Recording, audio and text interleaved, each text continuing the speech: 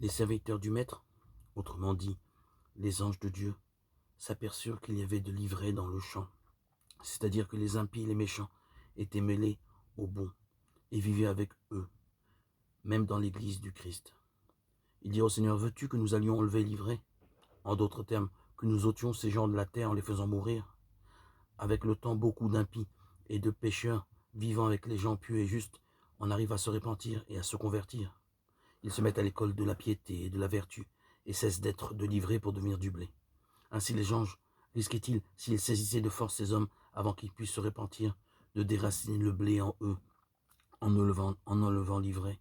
De plus, il s'est trouvé très souvent des hommes de bonne volonté parmi les enfants et les descendants des méchants.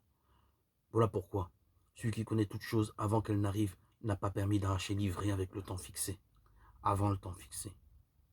Ainsi, ceux qui veulent être sauvés du châtiment à la fin et veulent hériter du royaume éternel de Dieu ne doivent pas être de l'ivraie, mais du blé. Qu'ils s'abstiennent de toute parole vaine ou méchante, qu'ils exercent les vertus contraires à leurs vices et produisent les fruits de la pénitence.